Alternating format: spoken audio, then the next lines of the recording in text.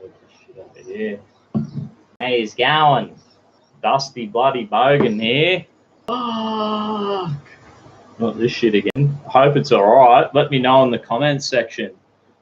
I've been making some homebrew again. Bang! Dusty! Making the good shit. Back on it. Check this out. I made the Dusty Sheila some gin. She loves that. I'm going to make a blue gin. And I'll be back on my signature drink. Nick Spence. The fires near you yet? Nah, not really.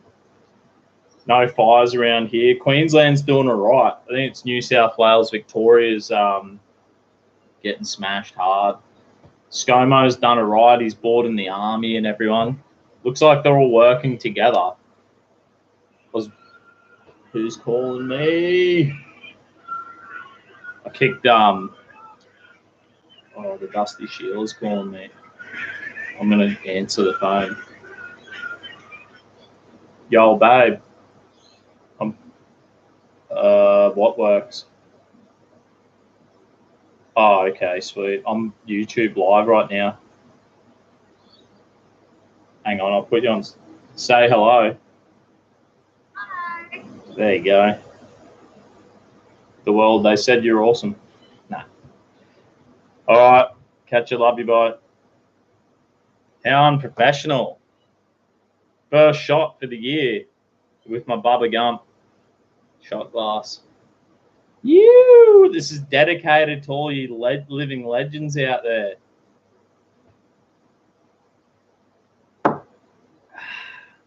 That's bloody delicious.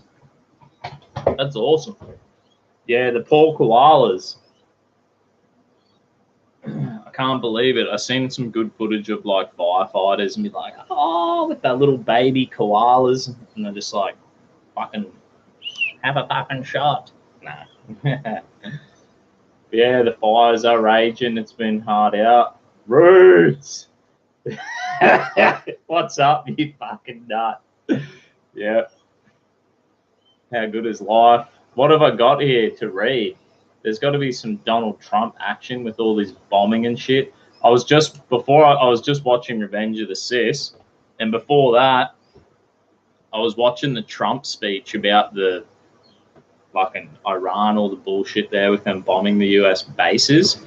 I swear to God, that was the worst speech I've ever seen Trump do. It's like he's gone lizard man.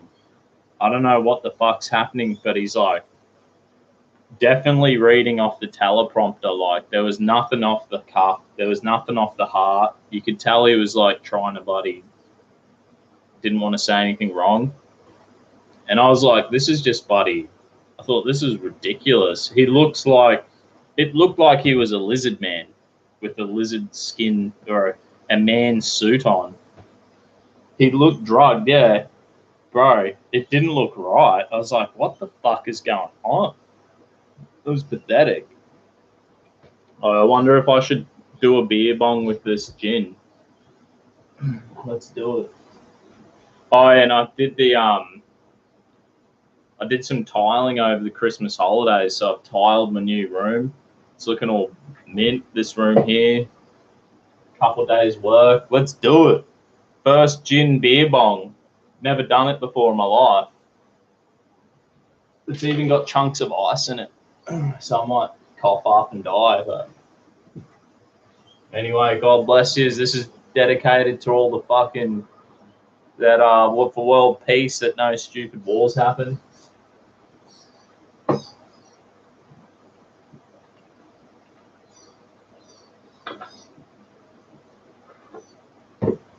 That was fucking good as too. God bless you. What an animal. Look at me. I'm a fucking pig, eh? Hey! Oh, Nordic. We go on the pub Saturday. Bring your missus. I got this. Get this for a story time. We got this friend, this African lady. She's awesome. My missus' workmate. She's like 60, and she's always like I'm praying for you. She's like she's a mad Catholic, but she's like, I guess I go to a Protestant, one of these kind of a bit fucking out there churches. They are, let's face it. It's a bit excitement. They're fucking drummed up a bit. Anyway, and when I met this African lady, I'm like, damn, she's like a full hard out Catholic. She's like so on fire, so passionate. She's awesome. So this old African lady's been friends with us for years. She always prays for us, whatever's going on. She'd be like, I'm praying for you. All this shit, right? Well, she's like, we got in the mail, and it's like, I won't say her name. Oh, Mabel, who cares? Mabel's getting married. So we're like, what? You're a 60-year-old lady. So we gave her a call. We're like, what's going on? You're getting married? She's like, yes. She sent us photos of a new bloke. He's like some 90-year-old Aussie. So we got an invite to the wedding. It's going to be fucking excellent. So this Saturday, 12 o'clock, I think the ceremony's at 9 o'clock in the morning or something. There's this big Catholic church we're going to go to. It's going to be awesome. And bang, then it's the what do they call it? It's an animal. And then afterwards we'll be going to that thing. I'm sure old mate, he's 90, so she's 60. I don't think the party's going to last all night. So I'm heading to the pub in the afternoon anyway, after that. Because, all the love gets Dusty riled up. Black and white unite.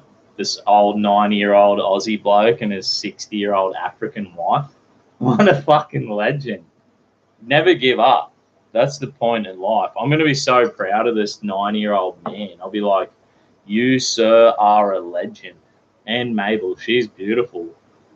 And she's got good kids. She's like looking after her grandchildren from some third world African country. Like, my babies.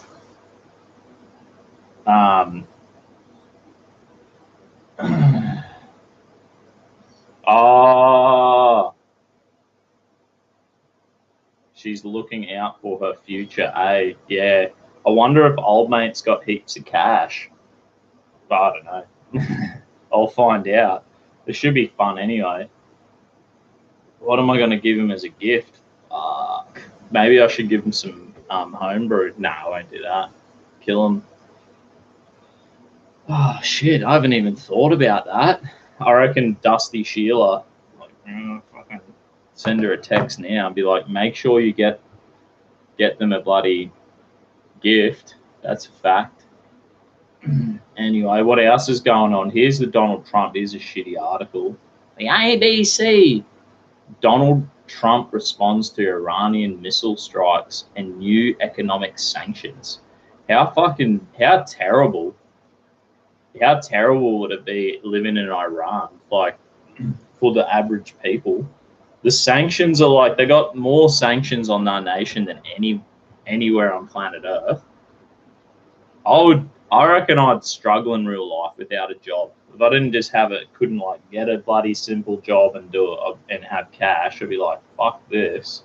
So I feel for the poor Iranian people because I don't think they're to blame.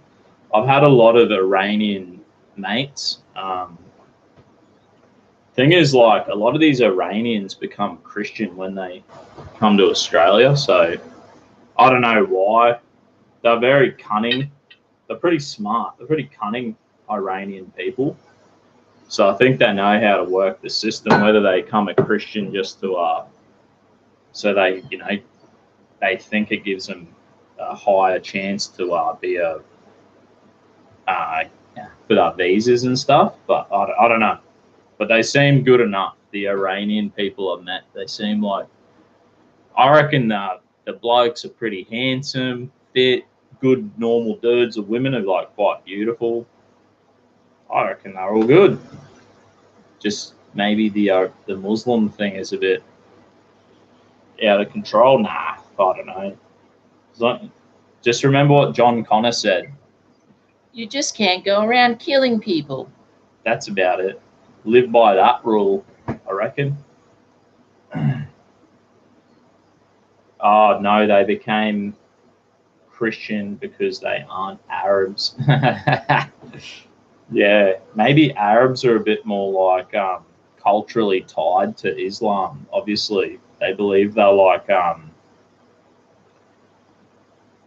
Arabs believe they're like descendants of Abraham. So maybe they like tied to I don't know what I'm talking about. John Connor from Terminator. Yeah, that's right. Persian women have always been banging. When I was in when we were in Vegas, and it was like it's pretty stupid. We went to Vegas over like Christmas, and it was so fucking weird. I remember like 2 o'clock in the morning, right? We're walking through a casino. It's like Christmas morning, 2 o'clock in the morning, and there was a guy with his wife. He had a pram and like two kids walking, and the kid goes to him, "Hey, Dad, can we go home?" And the dad's like, "Not everything's about you." And I was like, "Fuck! It's Christmas morning. It's 2 o'clock in the morning." I couldn't believe it. That was fucking crazy. That was the craziest thing I've ever seen. Anyway, there was our friend had this really expensive camera, and she's like, "I want to take it back to the hotel.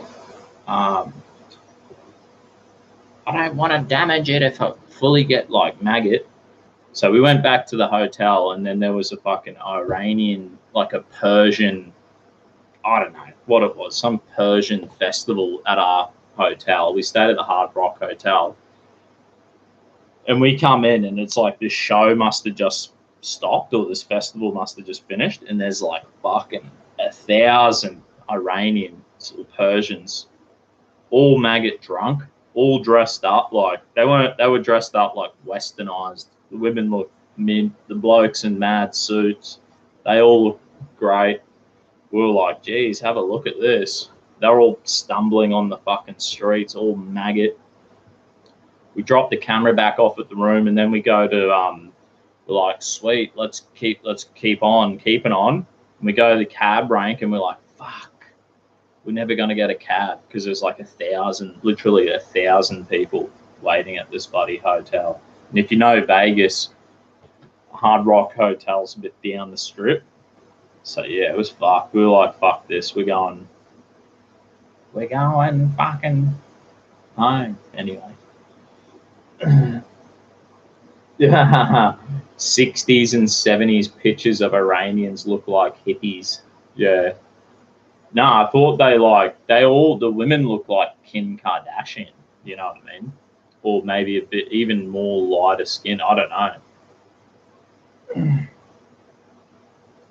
Hey, anyway, on your Dusty from Revenge of the Sith chat. Yeah. When the fuck's Gavin McInnes gonna have me on a show? I know the boys were giving Gavin McInnes a bit of grief in the Revenge of the Sith chat live. Fair enough. He's a bit of a pork chop, let's face it. And I'm a proud boy.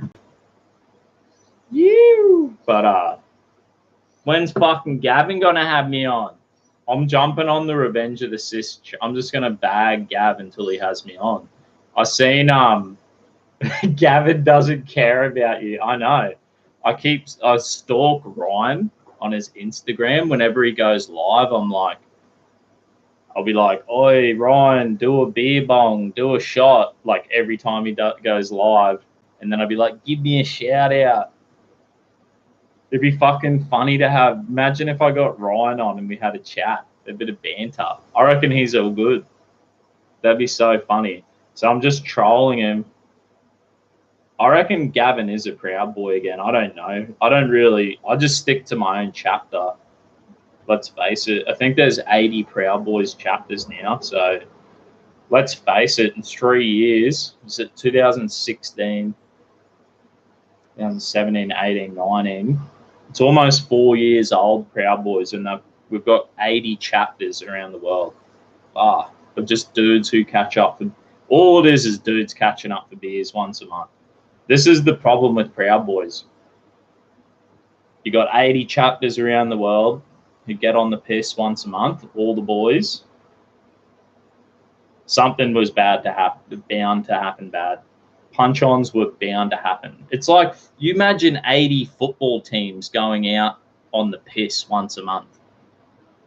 You tell me there's not going to be some stupid shit happening? Yep. So I can say that's just the truth. Like, we fucking have done. We've said it. Even my chapter, we'd be like, fuck, we've been on the piss, and we're like, we're lucky. No one. People are all good. I think Australians are pretty chilled out. No one tries to give us grief. We just all cruise around with, we might have our shirts on or whatever. People just leave us alone. People are like, hey, he's going. They don't even really know what the Proud Boys are, but anyway. Shot to Gavin McInnes. One day he'll have me on a show. Nah, I don't know. Do a beer bong. I might subscribe to his censored TV show, and then I'll be like jumping in the comments section and just giving him grief. Just constantly trolling him until he finally has me on. I'll just wear him down over like weeks and months and years. Gavin gonna be working for you, Dusty. Yeah, that's fucking right. He should, the old man. You know what I mean?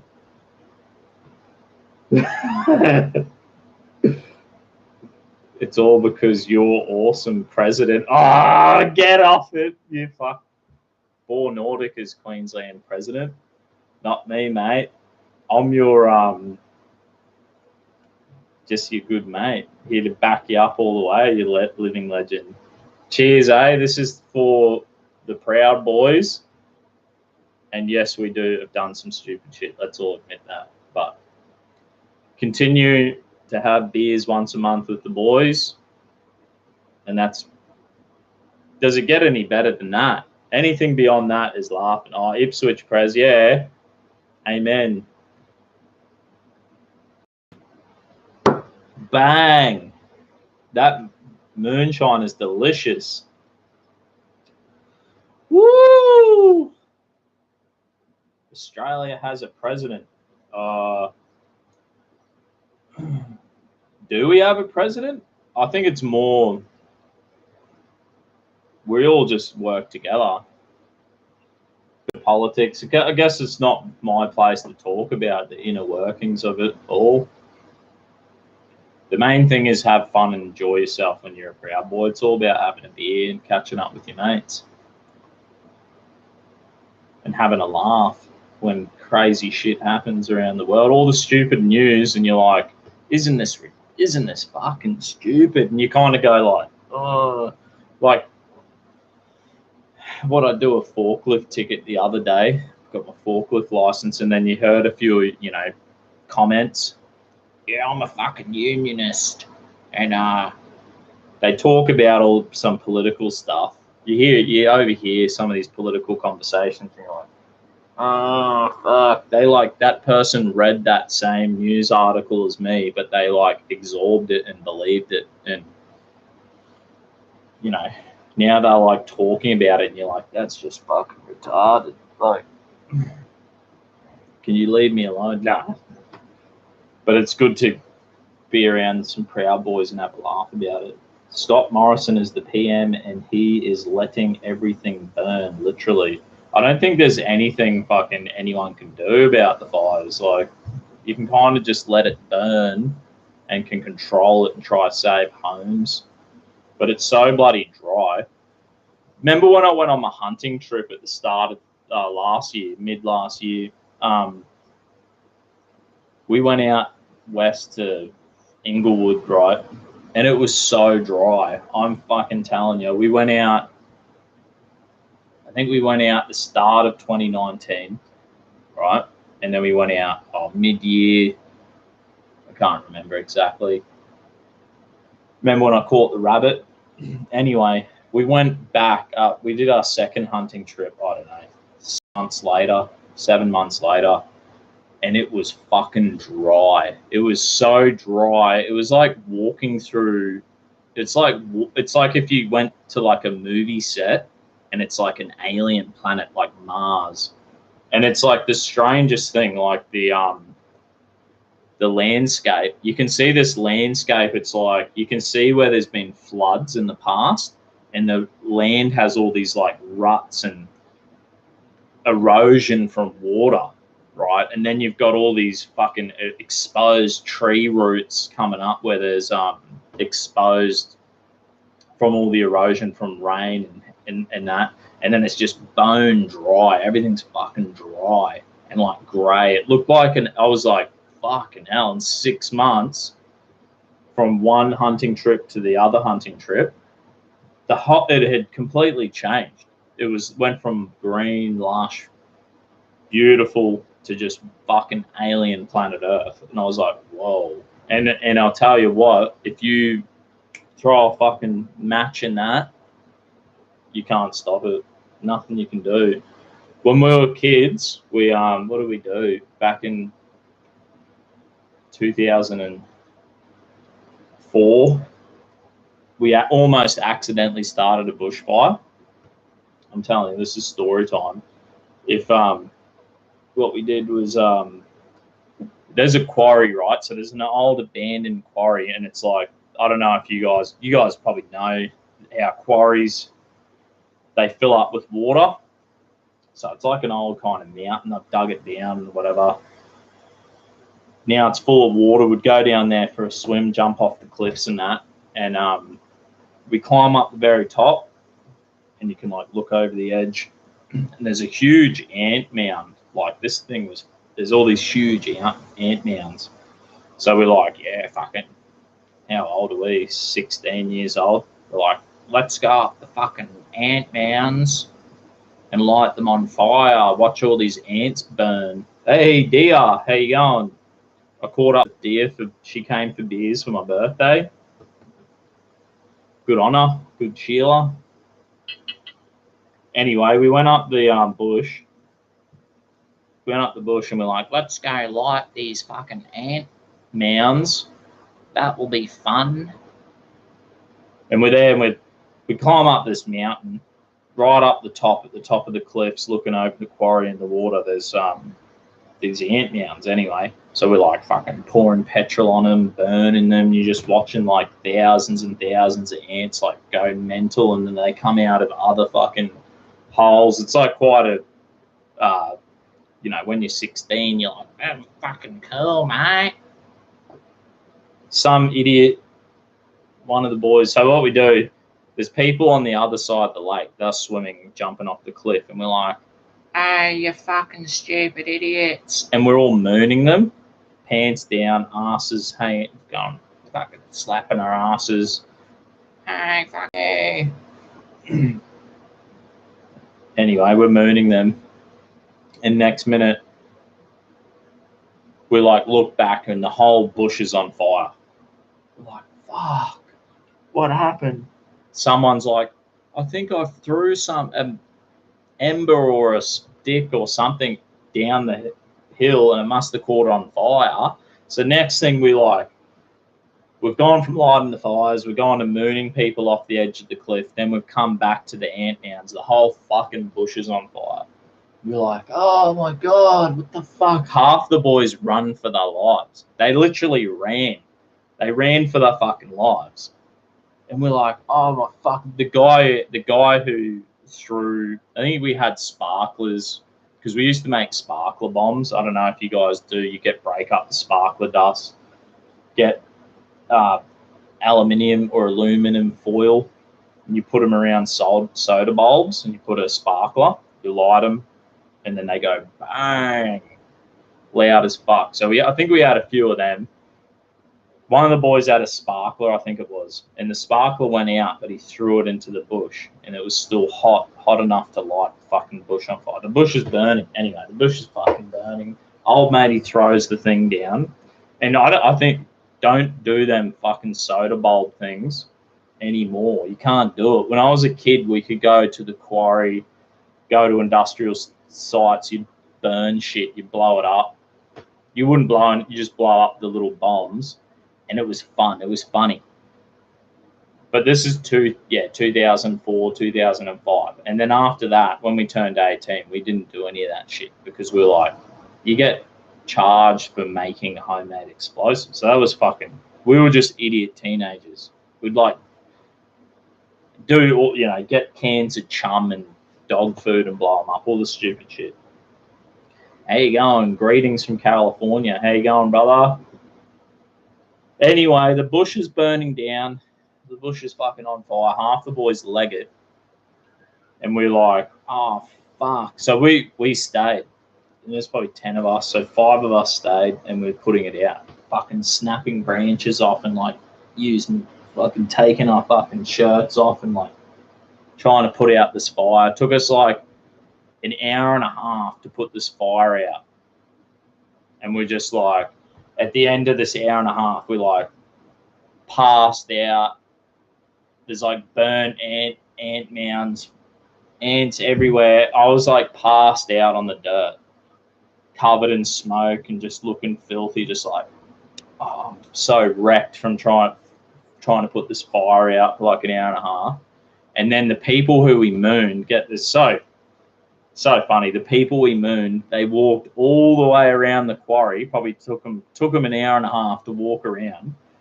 And they're like, you fuckers mooned us, you bastards, blah, blah, blah. And we're like, they're like, what the fuck's wrong with you? And I'm like, bro, we just had a fire. I'm going to die. Leave me alone.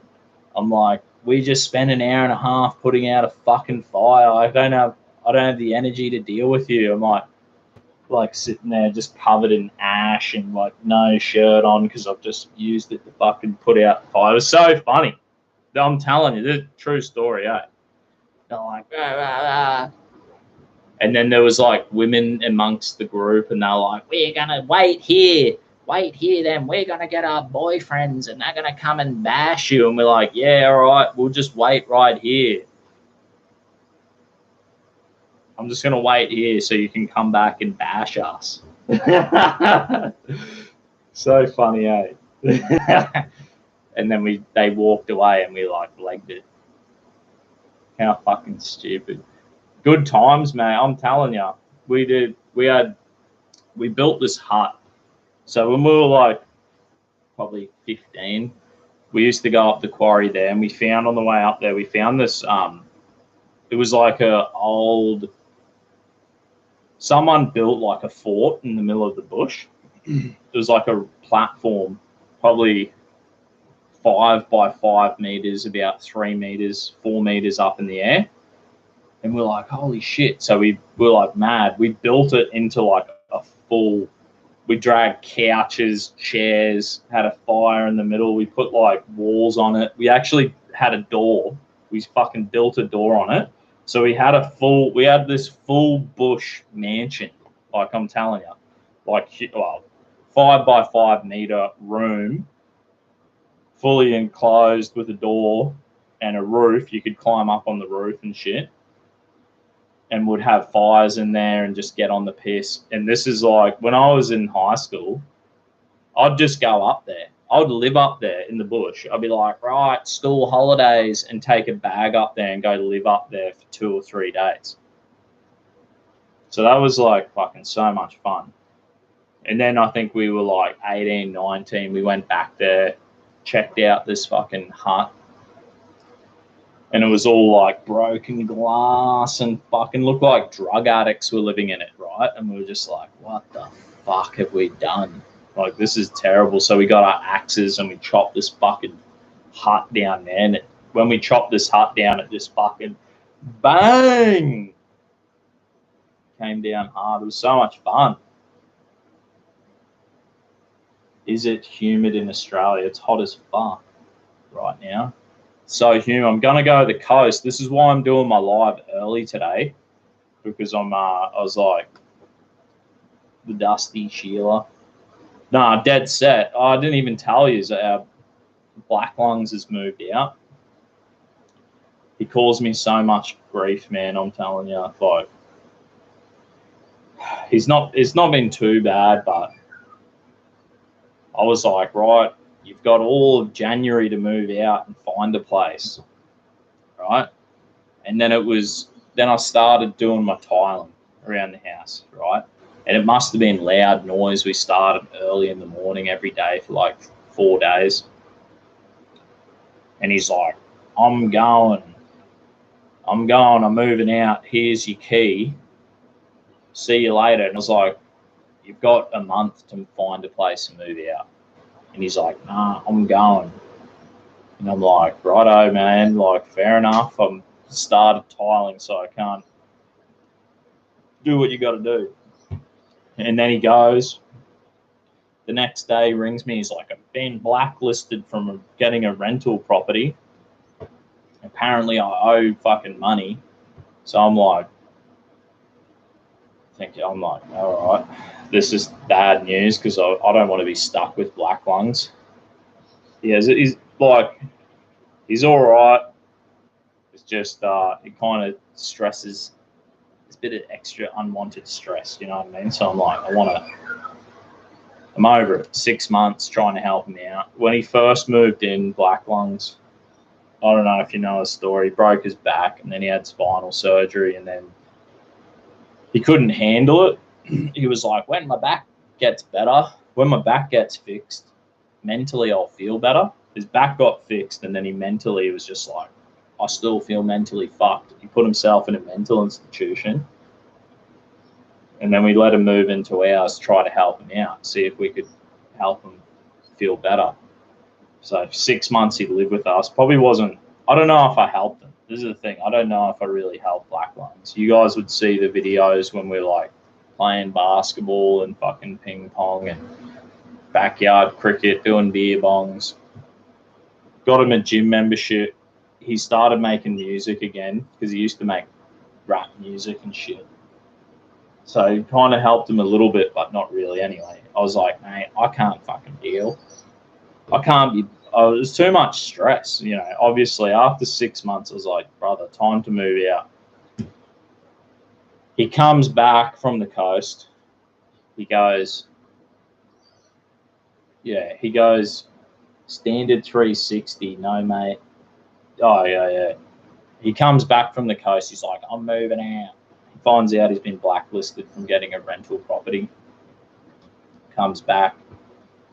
And then he's like, I was like, I want to go. You know how we have in Australia, it's like you get 10 cents every time you have an empty bottle or a beer bottle. You get 10 cents for it. So I was like, I'm going to go fucking go put all my beer bottles, get my money for my beer bottles. And he's like, oh, yeah, I'll do it. And I was like, oh, sweet, bro. Here's the key to my ute. You can go do it. Next minute, he's like, I just crashed your ute.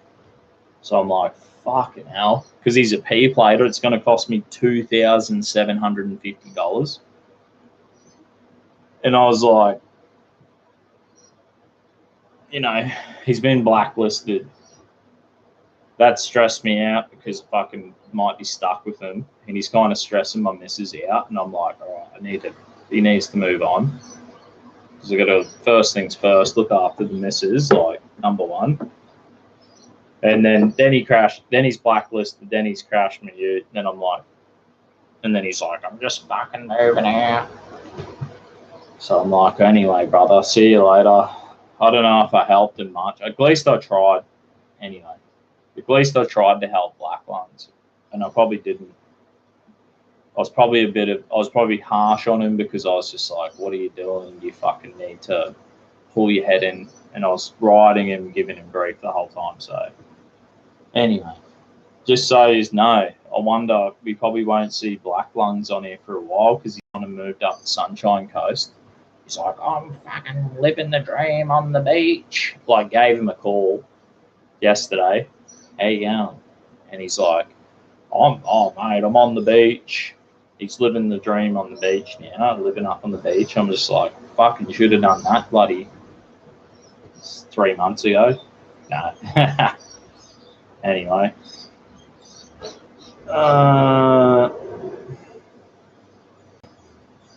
Chuck, is our boy safe or is he affected by the fire? One of our Proud Boys in, I think it was New South Wales, had his house burnt down.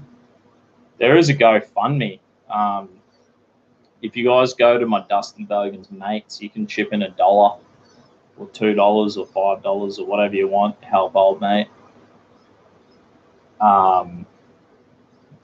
It's pretty like, I guess that's like a cool thing about being in the Proud Boys. It's like, I don't know this guy, but I know he's in one of the chapters.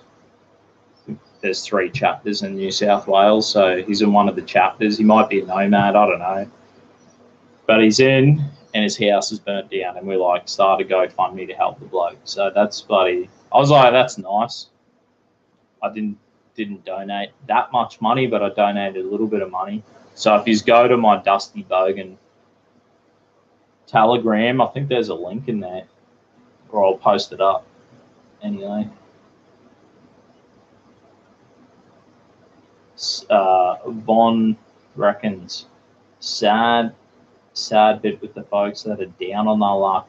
Usually there is a reason next time.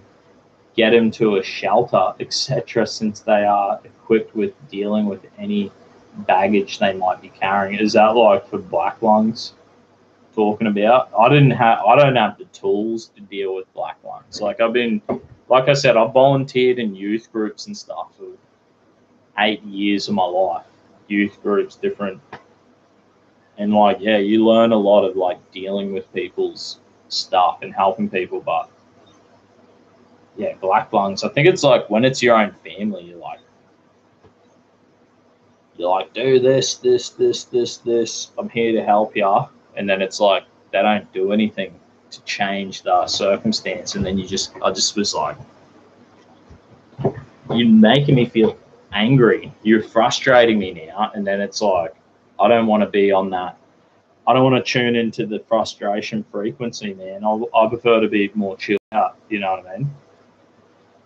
So, Brisbane looks like every building there was built 30 years ago. Lol. Can you smoke weed in Australia? I think they passed some law in South Australia. You can smoke weed now. You can grow your own weed, something like that.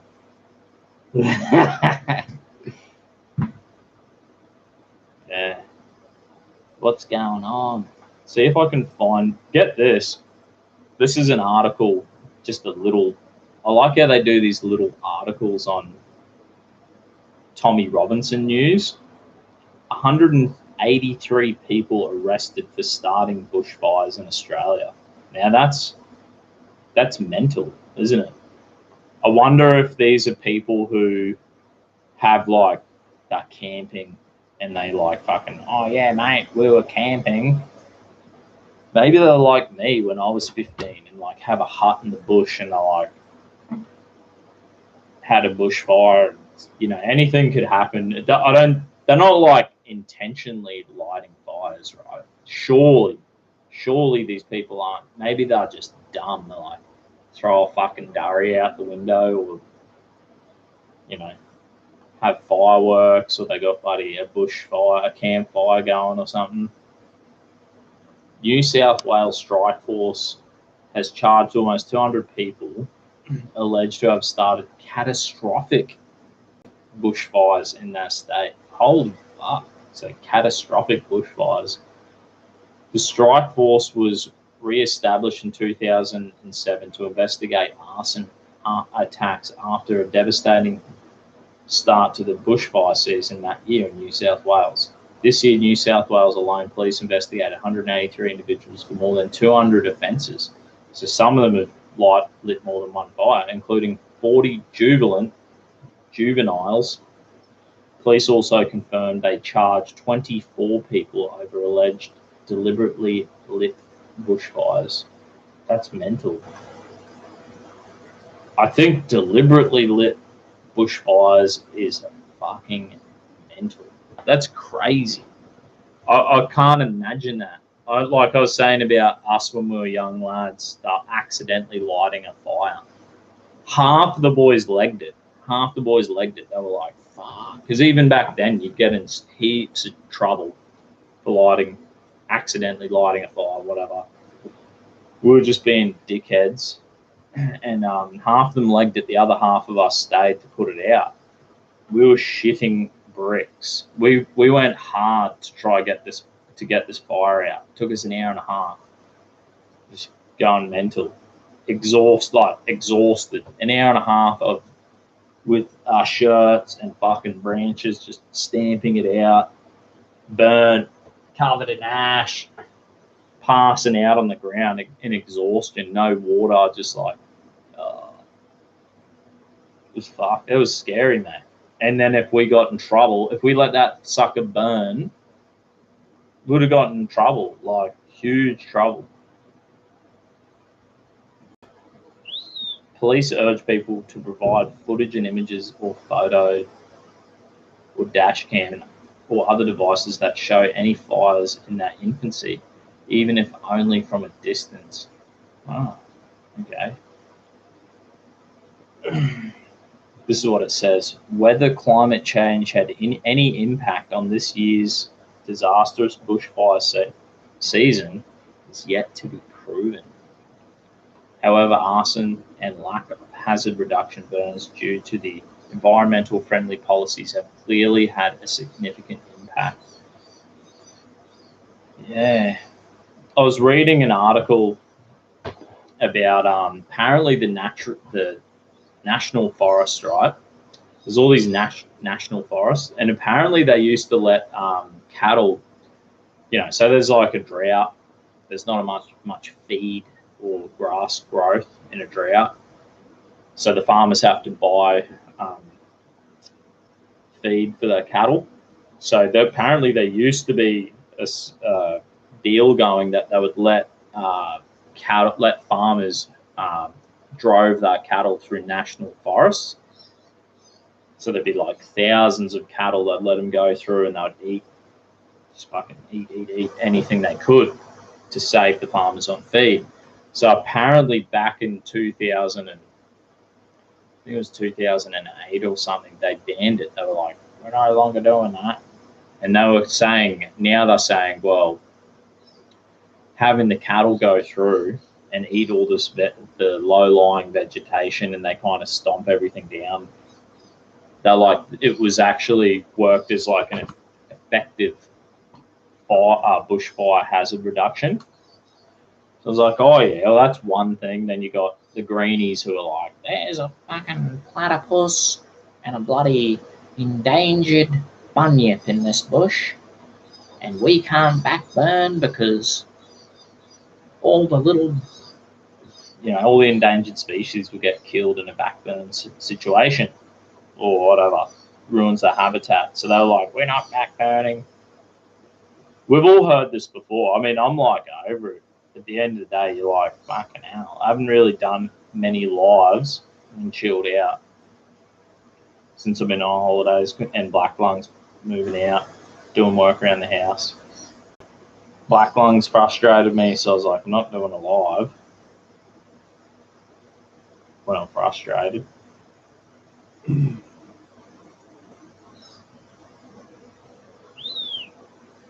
Roots, you see the cops in Canada tell that dude from Rebel Media he couldn't call Soleimani a terrorist at the candlelight vigil for him. True. That has been awful for the national parks. Yeah, that's the thing. Like, the thing is about not doing controlled backburns, maybe not sending bloody cattle through the national parks. It's caused more habitat destruction by letting the fuel build up on the ground. So then when a uncontrollable wildfire fucking breaks through, it's out of control because there's been no fuel reduction. And now the whole fucking national forest is burnt down.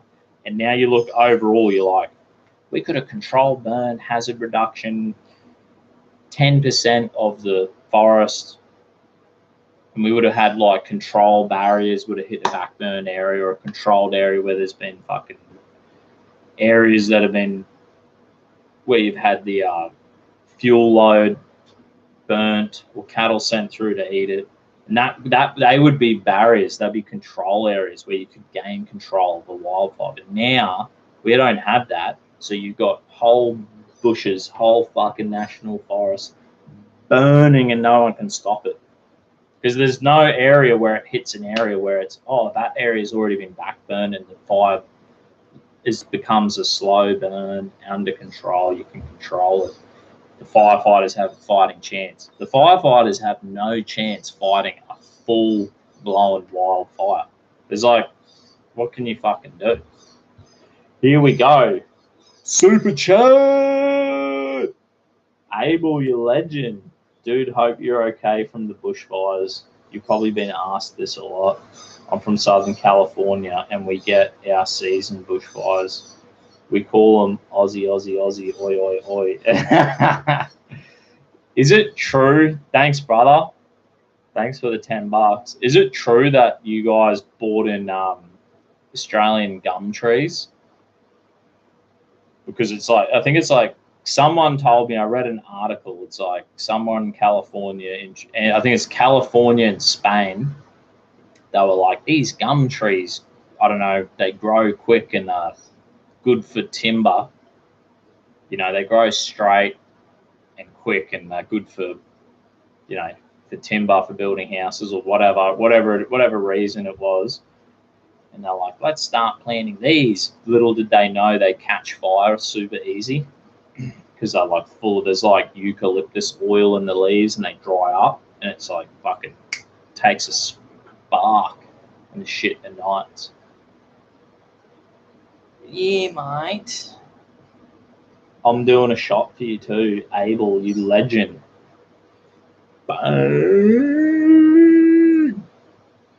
Oh, Bubba Gump, shot glass. I got this from Santa Monica Pier. God bless you. Thanks, Abel, you legend. Dang. Delicious. It's only like 9:53 in the morning. Already done a few shots. Getting out of control, mate. Don't worry, I'm heading to the coast. And the missus was like, she's gone to work. She should be home in an hour. She's like, oh, I'm going to drive. I don't feel like drinking. So I'll be having a beer on the beach. I'll take an esky and fucking chuck a few beers in there. Oh, probably won't drink beer because I'm trying to get healthier, fitter. So I'm going to start drinking the, I made a really nice brew of moonshine. I've got a spiced rum. This is spiced rum that I've been working on. Soaked in some smoky wood chips. It's delicious. It's fucking delicious. This is after a year and a half or whatever having a still. I finally made real good rum. And I've got a nice gin up there. So I'm just going to drink. I reckon I'm going to shot this. This is what I'm shotting because I don't want any fucking Coca-Cola or any of that. And then I'll be drinking the gin for gin and soda water. No calories, no carbs, no sugar. Just fucking bang, gin and soda water. I watched some paleo diet video on fucking Netflix, a movie. So I'm like, bang. All right, let's have a crack. The missus is keen. She's lost 1.5 kilos already, and it's only been like 3 days. And bang, just buddy, made up, just meat, fruit, and veg. No bread, no sugar, no ice cream, no soft drink, no fast food. So even buddy, I don't know if I'll do Cheap Tuesday. I'm thinking this year I might do just Thirsty Thursday. That's going to be my stock stable, Thirsty Thursday. 1 show a week, an hour, bang, and I'll just be doing shots Probably just be doing shots of spiced rum because the beer bong's good. I could do beer bong, gin and soda water, but you know, that's it. Want to cut the fucking cut the sugar out. Try to cut the sugar out. Bit of exercise, eat a bit healthier. So we're gonna have a baby this year. Whenever we get knocked up, so try to get healthy. Dusty's going full hipster. Yeah. No, I've been fucking eating so much shit. Like, honest to God. They had, I'm telling you what, in the last 6 months, I've had McDonald's built around the corner, 7-Eleven, and they got like dollar Slurpees, dollar coffees, Hungry Jack's, which is Burger King. You'd know it as in America. We call it Hungry Jack's in Queensland. KFC. Woo! So I'm like, let's face it, I went on a 6-month fast food binge and barely going to the gym, barely exercising, being a fucking slack ass. And good thing I stopped smoking, like probably, I don't know. Bull Nordic will know when I stopped smoking. I've had a good crack, I haven't been smoking. So anyway, but yeah, I'm going full hipster, bro. Keto. Meat, fruit, and veg. Meat, fruit, veg, gin and soda water, and just shotting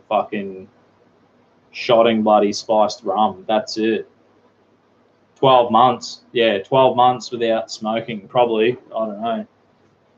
So, yeah, this year, I'll tell you, Zay, if I eat fast food or soft drink or ice cream or a candy bar, I'll fucking tell you. So I'll let you know. So I'm going to go full keto is going to make you full skinny, not proud to be.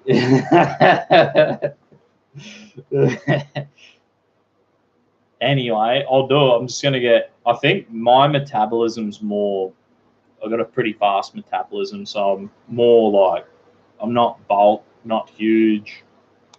So maybe going keto might make me a bit more ripped. That's true. But I was never going to get bulked anyway. I'm never going to get huge anyway. The amount of shit was on 98 kilos or something. So at my height, I must be 6 foot or just over. So Bull Nordic, 3 weeks for me. Off the durries. Yeah, that's awesome, brother. Good on ya. Are you coming to the beers Saturday? I think I said 5:30 or something. It was 4 o'clock. I've knocked it back to 5:30, I think. Go for beers. And I think they do $5 basics at the pub we drink at, $5 gin and soda waters. So I'll be hitting that up. That'll be fucking good. Yeah, bring your missus too. The Dusty Sheila's going to come with. I'll have to go send a text out to everyone. Come for a fucking beer.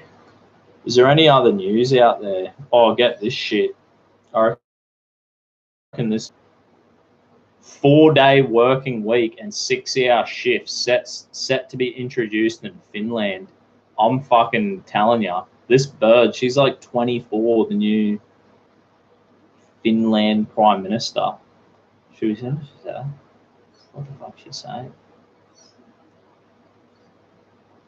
I don't know how it will work. All I'm knowing is, brother, if I was doing 4-day weeks, I'd be like, yeah, I'll be loving it.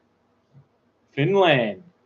I know, like, they should make it optional. They should be like the standard. They should just change it. Standard working week is 4 6-hour days. And if you want to work, or if an employer wants you to work over that, they've got to pay time and a half. They pay time and a half. If they don't want to pay time and a half, they can have like an afternoon shift.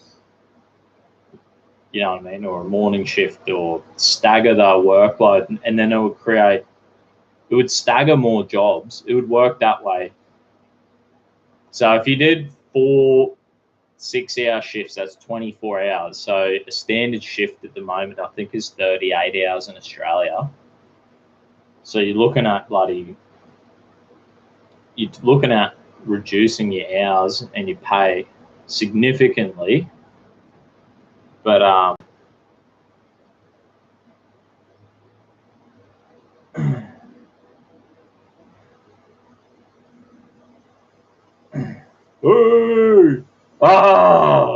Kentucky Fried Chicken in Australia, no way. Fucking able, brother.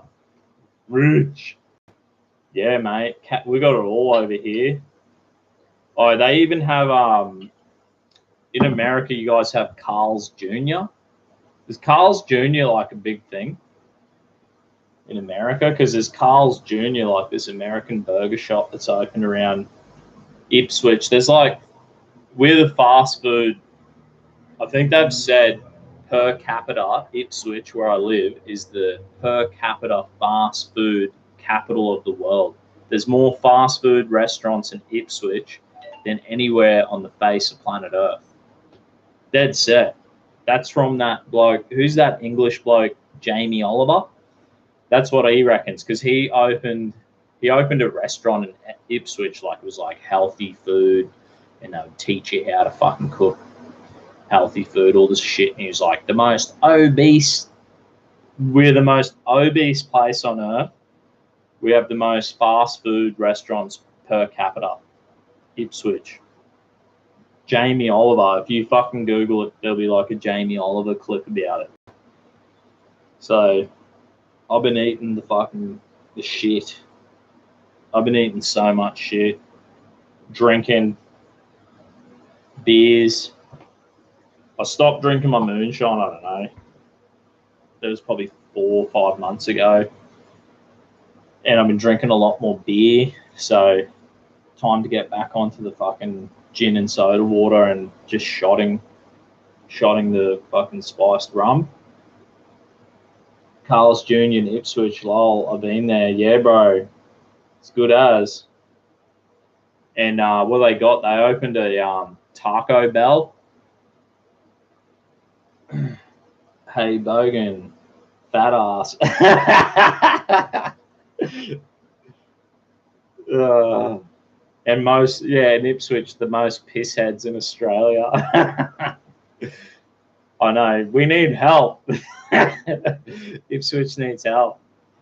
Hey, thanks for the fucking able, brother. Thanks for the other $2, you legend. God bless you.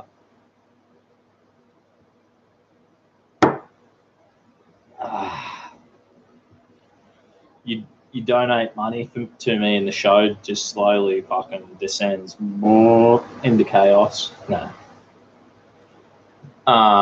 Burger King is called Hungry Jack's in Australia. The sidewalk is called the footpath. Sweaters are called jumpers. Trunk of the car is called the boot. I used to live near Melbourne. Yeah. Genuine. You legend, brother. Taco Bell is bad in America. IDK. Why I would be compelled to go to one here. XD. Yeah, I found Taco Bell. Everyone was like, "Oh, fucking Taco Bell! It's so delicious." And there was like, I think we got the second taco. So I think there's 2 Taco Bells. One's in Annerley. Second one opened in Ipswich.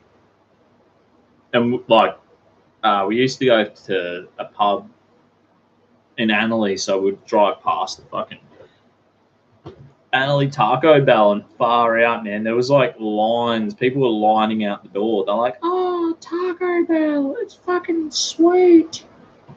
And then I went and ate it once, and I was like, "This is disappointing." It was shit.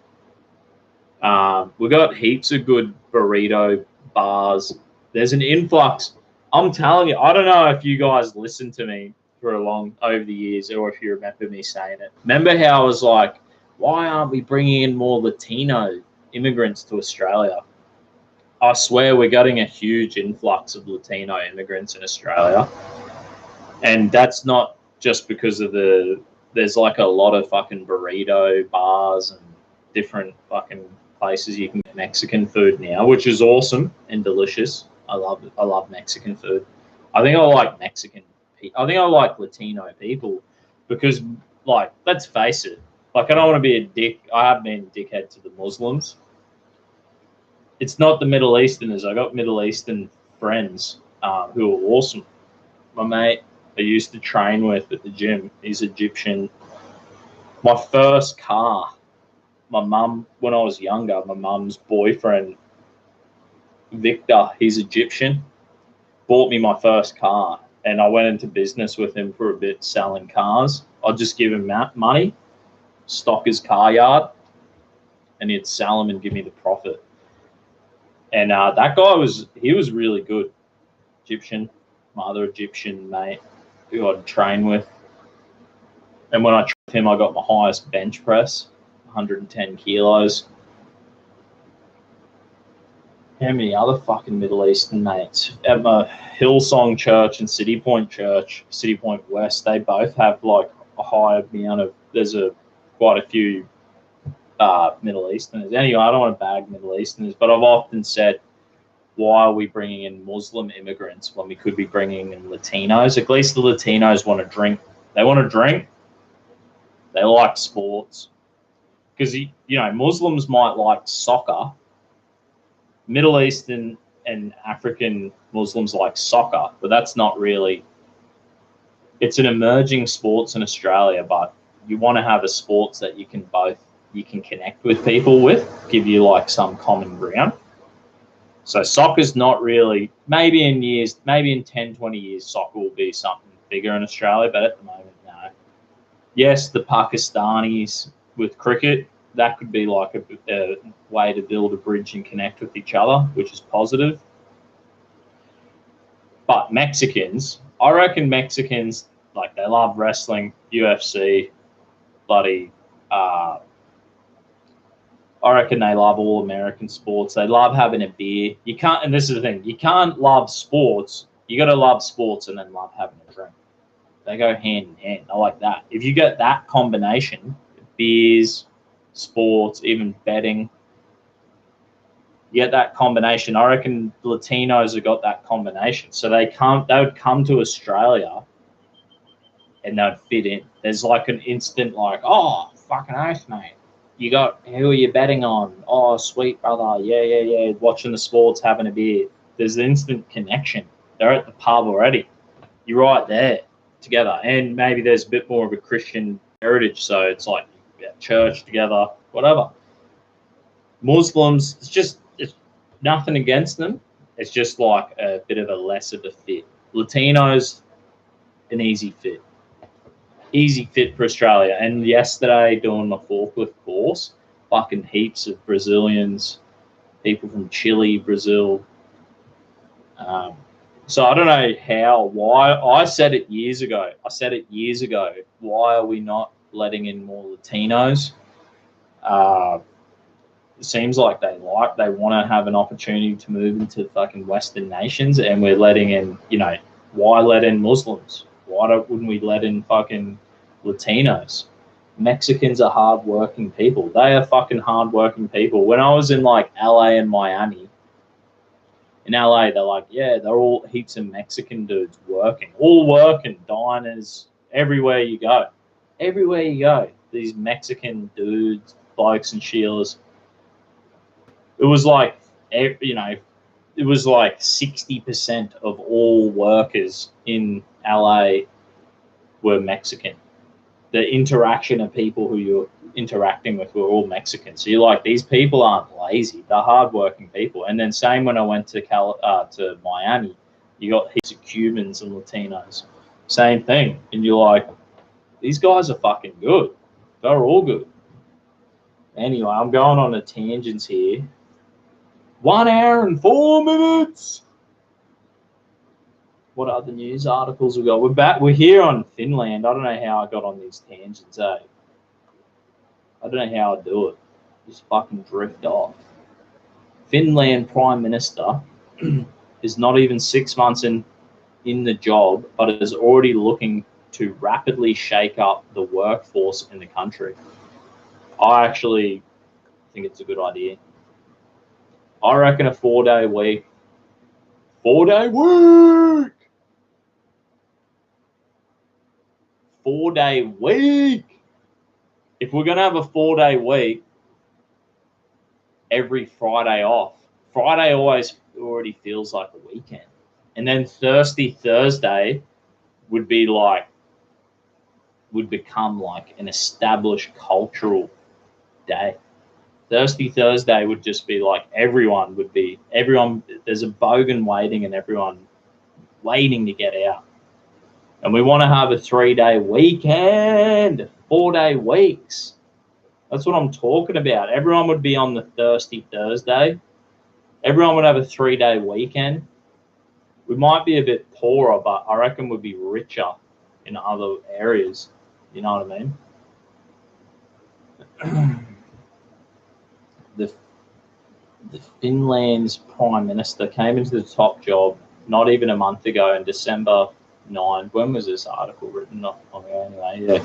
Following the resignation of the previous MP, upon accepting the role, she became the world's youngest sitting Prime Minister and is believed to be the youngest ever female Prime Minister too. Well, mate, I'm sure she's got a heap of stupid ideas. But, mate, 4-day week sounds fucking good. Her proposal would allow workers to enjoy a 3-day weekend. That's what I'm all about. And a 6-hour day so they can spend more time with their friends and family. Come on, man. Let's do it. Surely there's like a way that if you did 6 hours a day and she's smoking hot too, she's a smoke show. Or Nordic, never lies. You know, he's a truth talker. Hey, truth talker. She's a bit of a smoke show. I like the way she thinks on this one. I don't know what else she thinks. She probably comes up with so much other. There might be a whole lot of other garbage. Finland leading the way. She's the youngest female sitting prime minister ever. Yeah, well, but what about like back in the king and queen days, and they'd be like put like a 6-year-old, they'd put like a 6-year-old girl on the throne and be like, you're now a queen. And they're like, ah, like a kid. I don't know if that ever happened. Made that up. Oh, she's the leader of the country's Social Democrat Party. The old Social Democrats are like socialists. Oh, well, they got one idea. That's all right. That's fine. Nothing wrong with that. Weekend, 3-day weekend, 6-hour days. And so her party and 4 others make up a coalition government, has demanded a test run of a new working schedule to coincide with the 120th anniversary of the Social Democratic Party. Are you joking me? So they've been around a long time. I never really heard of Social Democrats. I was like, yeah, I get you, like the Democrats in America, whatever. But then it's like Social Democrats, meaning socialism. You know what I mean? And I was always like, we know Lenin said socialism always leads to communism. You know what I mean? So it's always like, fuck. Just give up on the word socialism and communism altogether. Like, fucking just progressives. What happened to the word progressives or, you know, liberals? That is a much better fucking word. Be like liberal Democrats, progressive Democrats, socialist Democrats. It doesn't sound right, does it? It doesn't sound right because Lenin said it's like conspiracy theories, and you're like building the web and you're connecting the dots, and you're like, the social democrats, which means socialism. Lenin said socialism always leads to communism. And you're like building this web, and then you're like, communists killed 100 million people in the last, 100 years, and you're like, regressive left. Yeah, that's right. The regressive Democrats. Oh no. I'm telling you, my workplace, I think we've lost our Christmas bonus. They're supposed to pay us they're supposed to save $75 a week and then pay us a Christmas bonus. It's in our agreement. And then now we got come Christmas time and we all left. Thanks, mate. See you later. Happy New Year. Give us a carton of beer. Have a chat. We leave. And then a week later, we get our pay and there's no Christmas bonus. And the boys are calling me and they're like, what's going on? No one got that bonus. So they fucked us over. It looks like they've screwed us over. They've robbed us of our bonus that's in the agreement. And then you think to yourself, like, in them situations, you're like, yes, I understand the unions and I understand some of the left-wing stuff. You know what I mean? I'm more conservative, I'd call myself a conservative personally. I thought about libertarianism and libertarian stuff. I understand it. I think it's better than left-wing stuff, but I'm personally probably more conservative. But yeah. But losing our Christmas bonus, it's like a kick in the guts, and you're like, fuck. It's $1,800 after tax I didn't get.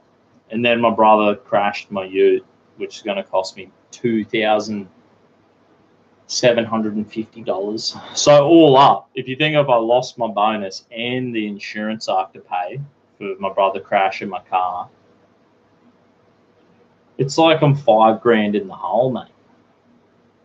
I'm $4,500 in the hole just over the last few weeks.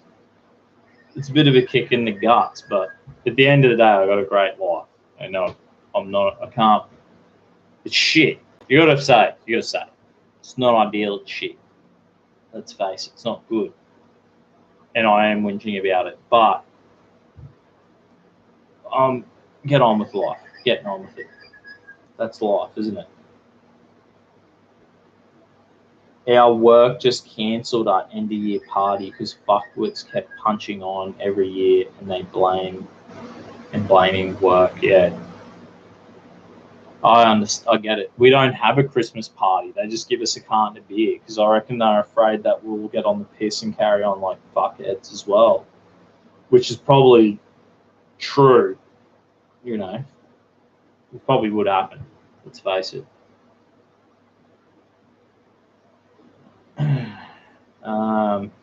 Where was I? Let's talk about this Finnish bitch. 34. She's a young duck. Smoke show. Socialist.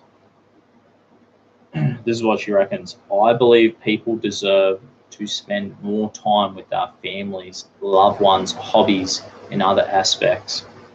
I'm pretty sure Karl Marx said that in his Communist Manifesto, which at the end of the day, I wonder if we all had a 3-day long weekend and did a max of 6-hour days. Number one, you could bring in an afternoon shift. So there'd be more people working, more people would have jobs. So that could be a positive. Maybe after 6-hour day, you could get paid overtime, time and a half, or you could get like loading like 20%. If it's not time and a half, you get 20% more. They could do a deal like that. It would incentivize workplaces to be like, nah, respect people's time more. I get that. She said, I believe people deserve to spend more time with our family and loved ones and hobbies. I reckon that's true too. That's like changing the value structure of our society, where we're like, yeah, I value family and friends and hobbies more than constantly working. I agree with you, love. Even though, look, I read the Communist Manifesto, and I know Karl Marx, he's like, people should be developed hobbies. And even though, it's just stupid. Karl Marx in his Communist Manifesto believed, buddy, the family, that marriages are like a form of oppression and all this bullshit. You know what I mean? So it's all fucking bullshit. She sounds like a delusional person. It probably is delusional. Like, I know at my work, if we had a 6-hour day, I would imagine we'd do 1 half-an-hour break in the middle of it. So you work 2 hours and 50 minutes, 45 minutes. You'd have a half-an-hour break, and then you'd do another 2 hours and 45 minutes work, and then you'd knock off. It'd be fucking easy. It'd be fucking easy. You'd probably get less injury, less fatigue. People be more switched on. You'd probably get more productivity. That's probably true. I'd say that's true. And you'd hook in and just fucking get it done and be like, sayonara, suckers. I got a whole fucking afternoon to go and enjoy myself. But the reality is like, are you going to be able to get it done? Even if we did that and workplaces had like a full-time crew that were considered full-time work, this is another strategy to fudge like employment, like statistics around employment, because I'd be like, a full-time working week is now considered 24 hours and 6-hour day, 4 6-hour days. So then they'd be like, yes, there's millions. We've got the most amount of people in full-time employment than in the history of the nation, because they would like, it would sweeten the it'd make the paperwork look good. Do you know what I mean? So there's all kinds of. I wonder if banks would then would companies be like, okay, then we would offer people full-time more because it's only a 24-hour week or a 4-day week that you'd have to, lock in. Maybe more people would be offered full-time jobs. Maybe. And then the thing is banking, because the banking, if you're the banks and you're like, I'm full-time. If you're not full-time, they barely give you a loan or a home loan. So how's that going to work? I wonder if it would put pressure on the housing market to stabilize and not go up so quick. I don't know. I'm talking shit. I'm talking things I don't know about. Let's face it. Keep reading what this bitch has to say. This could be the next step forward in the working life. I reckon I'm down. I'm down for it. The thing is, I say I'm down for it, but for most of my life, I've worked 2 jobs, and I've worked fucking 50-hour weeks and done volunteering on top of that. So now I'm 32, just had my birthday. I'm like, don't want to work as much, you know what I mean? But I reckon when I was up to 28, so the first 10 years of out of school, I was like fucking bang, working as much as I can, as much hours I could get, as much dollars I could get, and just fucking go. Now I'm 32, I'm like, I've done the hard yards, I've worked a lot of hours, I've been, holidays around the world, bought the house, wedding, money in the bank. It's all good. So now I'm in a different position, and I can sit here and I can say, I would love to do a 4-day week. You know what I mean? So you asked me when I was younger, I'd be like, fucking, I want to work as much as possible. And I was doing heaps, 50, 60-hour weeks every week, just pumping it, making the cash, Cash and necks and snapping checks. What is it? Snapping necks and cash and checks. Happy birthday, Dusty. Thanks, brother. I had a good one. I did a little live. Dia Beltran came and had beers with us. It was nice of her. It's good to catch up.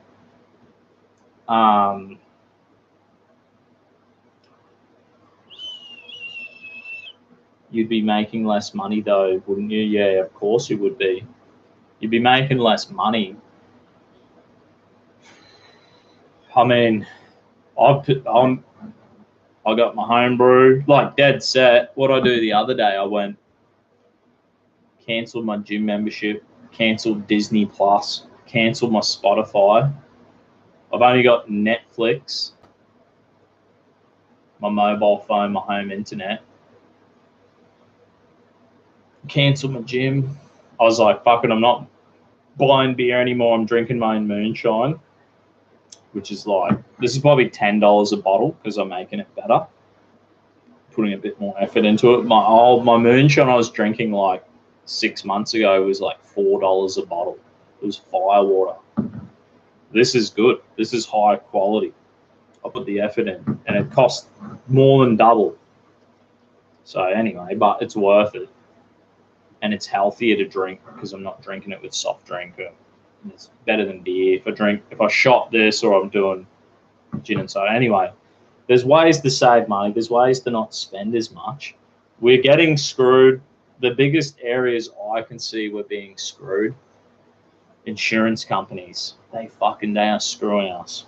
I only have third party, no fire and theft.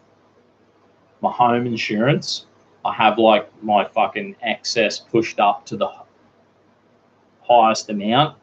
And then they keep being like, your home's gone up in value. We want to increase your insurance. I'm like, increase? I'm like, no. My insurance for my home, I have the excess pushed up as high as possible, which reduces the monthly payment. And then they, every year or two, they're like, your value of your property's gone up. So then they increase the cost of your monthly insurance bill. So I'm like, no, insure my property. I just have my property insured for a value that I would be happy. If I like at the moment, I got a 5-bedroom house, 2-story, or 2-bedroom granny flat, and a 3-bedroom house upstairs.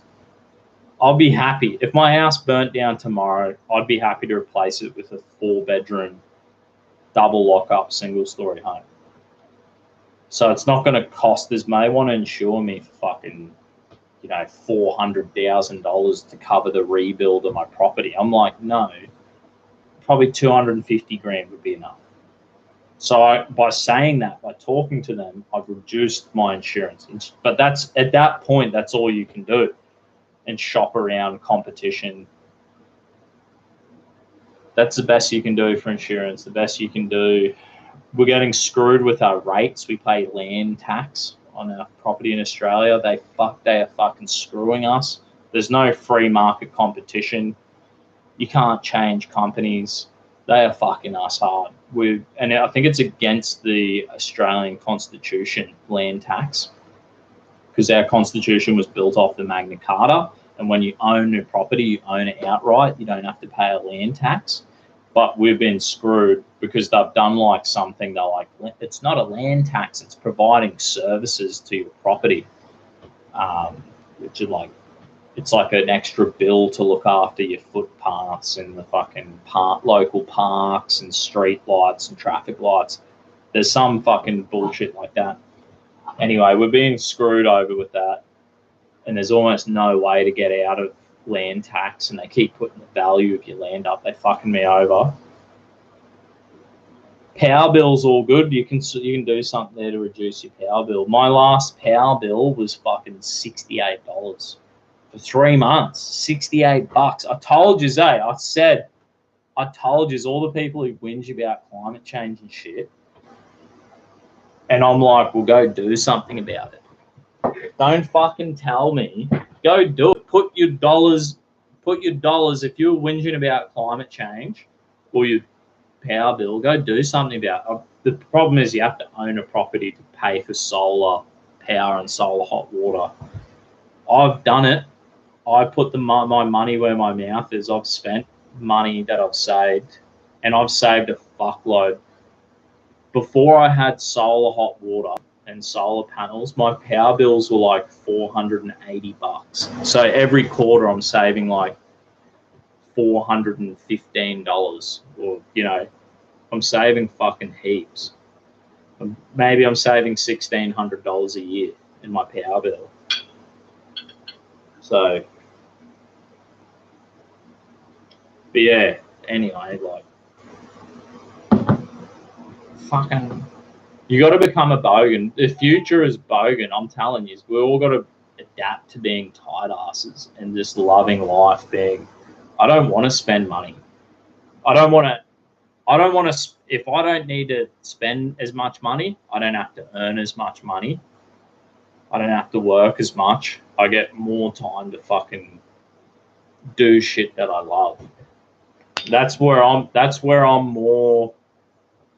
my mentality now, after 10 years of working 2 jobs and fucking volunteering. And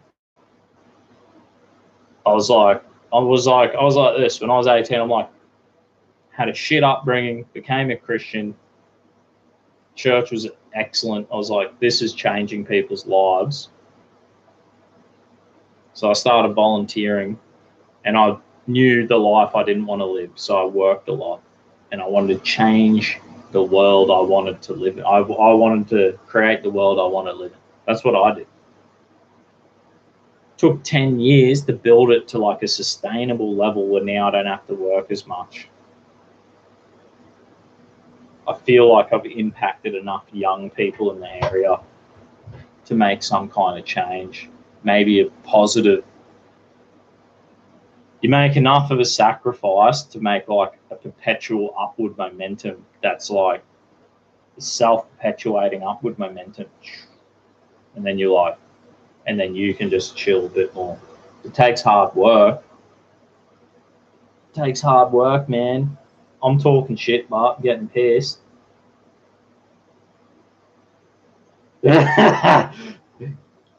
Callie Miller, I don't want to be an adult, so I'm just going to stay with my parents forever. Anyone can do it. Anyone can do it. I'm like a shit speller, not the smartest guy. Anyone can do it. If Dusty can do it, anyone can do it. That's just the truth. I came to Australia in 1998. Terrible upbringing. I couldn't even, when I was in year 5 primary school, year 6 primary school, when I came here, I couldn't even read and write. They were like, what's wrong with you? I'm like, oh, I haven't been at school. Can you show me what? They were like laughing at me. I'm like, I don't understand. I've never done this before. So I was way behind. Terrible at spelling, terrible at writing. I'm still improving. I'm like, that's terrible. I'm shit at that. So I write, and I write every morning to improve my own spelling. I try to write as much as possible. I try to read as much as possible. But if I can do it, anyone can do it. That's a fucking truth of life. I'm not more special than anyone. I've seen youth kids grow up in the shittest suburb of Brisbane, Aboriginals, migrants, who have like got amazing jobs out of school and doing successful, great, good lives. Anyone can do it. Anyone. You're probably one of the most honest humans, lol. Yeah, just fucking, I know how it is, mate. Shit. Cheers, eh? Cheers, Jimmy. Bang. Oh. Yeah, here's a trick if you shit at spelling. I did my forklift ticket the other day. And I'm like, fuck. I did like a practice test. Here it is. It's right in front of me. It was like, read this thing and do the practice test. Oh, no, this isn't it. Anyway, I studied the thing, and then I filled in the practice test, and I, maybe 20 pages. And then I like reread my own practice test, and I was like, I must be fucking retarded. Like, if I reread my writing, I'm like, oh, that's disgusting and lazy. And like, I just punch it out, and then I reread it. I'm like, you're a fucking retard. There was even words I wrote where I didn't even put the first letter down. That's how fucking stupid I am. You know what I mean? It might be like safety, and I reread it, and I'm like, what the fuck is this? And I'm like, I'm putting the S on it afterwards. I'm like, God's sake, I'm a fucking retard. But it's not being retarded. It's just missed opportunity. I didn't get to go to school. You know what I mean? And I'm trying to improve it by not being a fucking crybaby about it and being like, right, it was raised by shit people and I didn't go to school, and now I'm fucking relearning, teaching myself. I'm not stupid. I just need to be fucking not be lazy.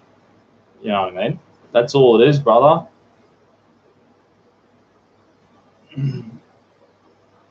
John Nord, is it true that all the animals in Australia are extinct and that Trump has set the fire? I'm just reading the European newspaper. It's actually the truth. No. Because the truth is, because Trump came in, he did all the tax breaks, he's rebuilt the military, he's made the industry of America grow. That's increased, and the increase of the military budget, they've had to build all this new equipment. It's all created more greenhouse gases and CO2, carbon, carbon, it's poisoning the atmosphere. And that's caused the temperature to be like warmer this year than ever before. And Australia's burning and the animals are dying because of Donald Trump. That's the truth. Oh my God, I thought I had it bad in life. I know. Nah, I had a good life. I've had a good life. I can't complain. I remember going to school, coming to Australia and not even being able to read and write. How pathetic is that? Everyone laughed at me and the teachers laughed at me. And I was like, can you teach me how to do that? Because I don't even know how to. They were like kids, I remember the whole class. I remember they did time. I think I went to the school and they were doing timetables, right? And they were like, what's 1 times 1? What's 1 times 2? And I'm like, I don't know. And they were like, the teacher's like, no, you're pretending that you don't know and you're just being rude to make people laugh. And I was like, I've never been taught this. What's a times table? And the whole class laughing at me, and the teacher thought I was joking. And I was like, I seriously didn't know. And then I think kids thought I was like trying to be cool. And I'm like, and then the teacher just thought I was a smart ass. And I'm like, I'm fucking serious. Can you help me? And they were like the biggest assholes. But at the end of the day, one good thing is I think I learned how to, I never was upset through any of that. I was just like, oh, well, I'm having a crack. And just fucking keep going, mate. And the best thing is, I can write. I write every day. I write all the time. Always writing, and I read fucking heaps. I love reading. So the thing is, like, the funniest thing about all that, I would feel sorry for people who fucking never enjoyed reading. It's pretty pathetic, let's be honest. And when people call me autistic and dumb, it's kind of true. I'm just like, yeah, it's fucking true. By the time I got into high school, I was so far behind. I was just being a fucking dickhead all the time, constantly just in trouble, hanging out with the bad kids, being the fucking shit stirrer and joking around. And the only way I passed is by cheating. And I actually got A's on all my report cards because I cheated the whole time. How funny is that? Donald Trump. So Trump sent the arsonist. Yeah, Trump did it. He's all powerful. I think Trump, if you look at his speech from this bloody Iranian, what is it? It's like he did his speech about the Iran bombing these 2 bases in Iraq. If you go watch that speech, it's like they killed Trump and they put a mask over someone's face. He's like, or the CIA's like drugged him or something. That speech was so fucking shit. Trump looked salty in his last speech. It looks like he's fucking been drinking all bloody day, just like, I was like, what the fuck? And I think I even noticed it on the speech beforehand. Like, I was like, what the fuck's going on? Mind control. Something's fucking happening, man. It just doesn't seem right. Unless the problem is like, it could be like Trump's an optimist. You know, he likes pointing out the good stats and all the good shit and be like, bang, bang, bang, being an optimist, making shit happen, doing deals that are like productive and gonna be good. And then when this shit happens, is he like, fuck? He knows maybe he knows the fake news, the mainstream media. He doesn't want to escalate it. So he's like, fuck, I have to read off the script, off the teleprompter. Maybe that's what he does. Maybe he's not so good at reading teleprompters. And a lot of shit that he does is off the cuff. You know what I mean? Maybe that's the truth. Maybe he's just fucking, I hope this shit doesn't start World War III. It's kind of good that Trump's not like interested. That he's like downplaying it. I reckon if I was Trump and I seen the Australian some stupid Australian politician, it was like, they're like, oh, Australians military, everyone is on ready to fucking respond to anything, and this is a dangerous situation, and it seems like normal stuff you'd say, but I'm thinking like, isn't this a good time? I would just pull out of the fucking Middle East. I'll just get the fuck out of there. I'd be like, sayonara suckers. What benefit is it up for any Western nation to be in there? There's no benefit. Australia, we have found, there was like a fucking, I was reading an article the other week. It was a oil reserve in New South Wales that they've just capped that can provide Australia with oil for the next 200 years. So what are we doing? Are we there for oil? Are we there to protect Israel? Are we there to protect Saudi Arabia? What the fuck are we there for? If it was me, I'd be like, right, I'd say Saudi Arabia and Israel. I'd be like, if you want us in the fucking region, they both hate each other. They don't agree with each other. We're there to kind of protect Saudi Arabia and Israel, both of them, in one way or another. I'd be like, if you set up a base, we'll have troops and equipment there. You have to provide all the fucking cost to run the base and all the food. And yeah, we're happy to fucking station our troops and equipment there, but I'd be like, it'll be that's it. I'd be like, Israel, Saudi, you want us to station some troops and equipment there at your cost? Yes, we'd pay the normal wages of our soldiers, right? And maybe for the ammunition you'd use for testing, for fucking practices at the ranges and shit. But I'd be like, you pay the fucking any extra cost. We're happy to station our shit there if you want it. And then I'd be like, we're out. I'd pull out of Iraq, all these shithole countries. I'd pull out, just be like, fuck yeah.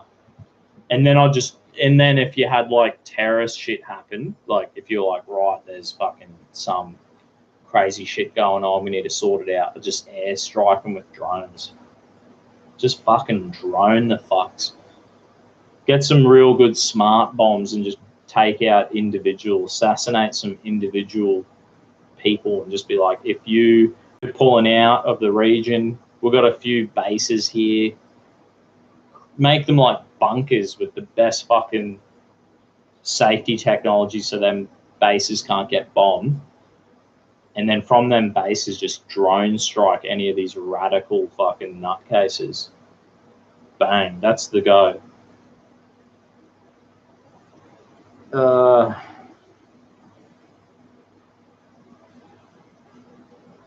Humans make mistakes a lot, but someone has to lead the species. Yeah, that's true, bro. It's going to be constant mistakes.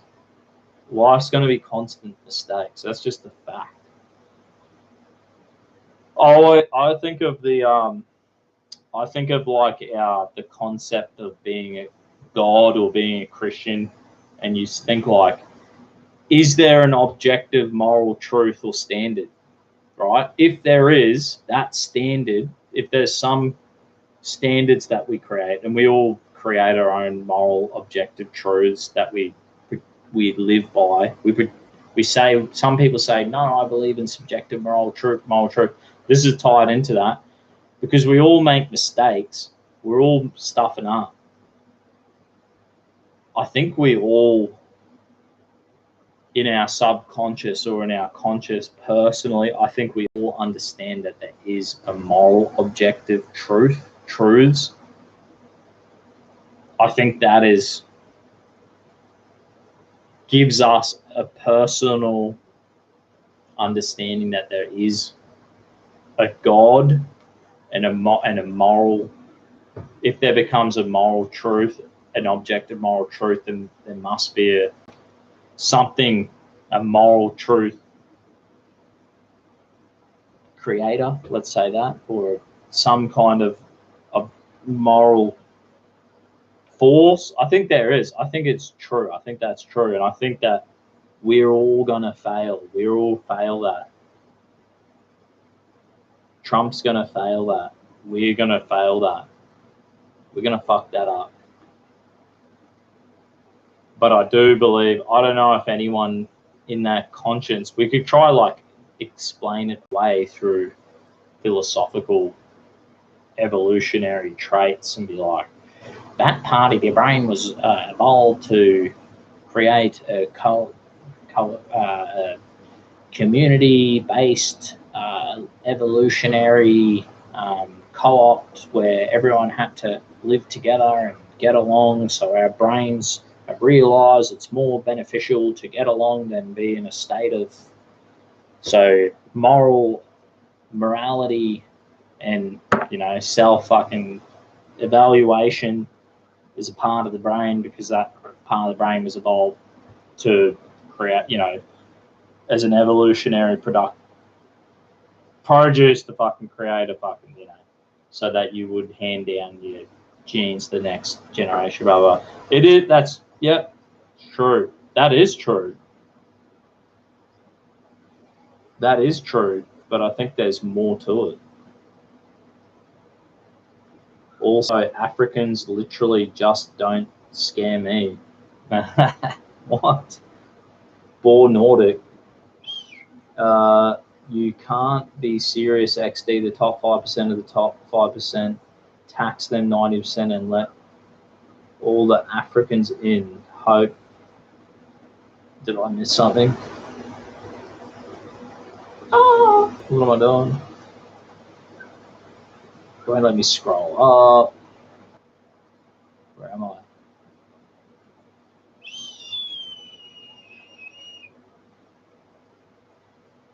I don't know why I'm reading this. Cool. Blah, blah, blah, blah, blah. Yeah, I know that now. It was just my attempt at having a positive outlook on the world. No more XD.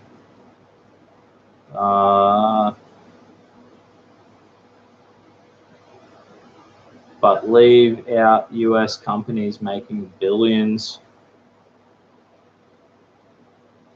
Where the fuck am I in the comment section? You can't be serious, XD. The top 5%, the top 5% tax them 90% and let them all the Africans in. Yeah, right. You wonder what the fuck is like.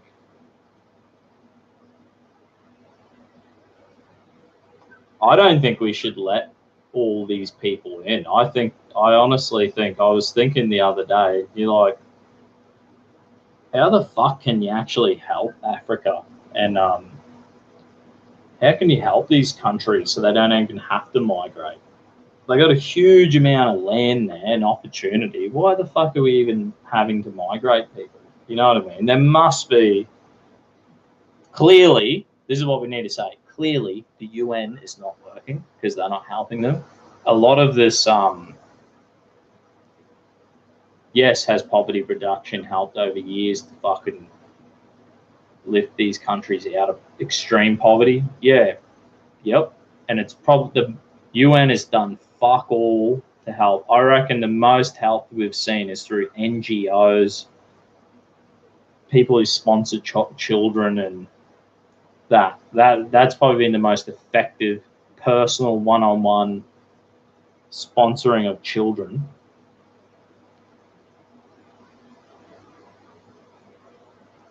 But what the fuck is going on over there? I don't think, this is the thing, if this fucking bogan who can barely fucking write, there's nothing special about me, I'm no better than some Mexican, some fucking Afghani, some fucking African.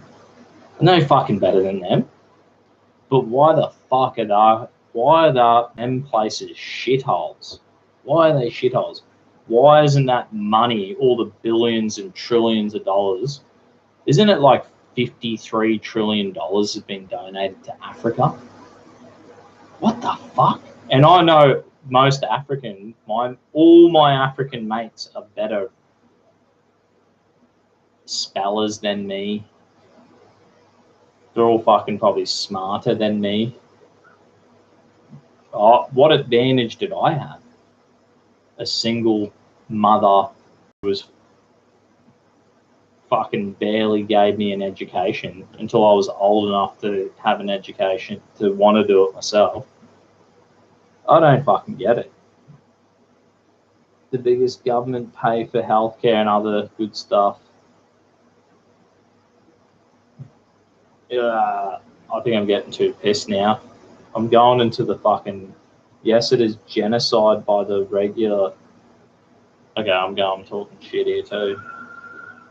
Dusty Sheila's calling me. Here we go. Oh, Zen Rhino, how you going, brother?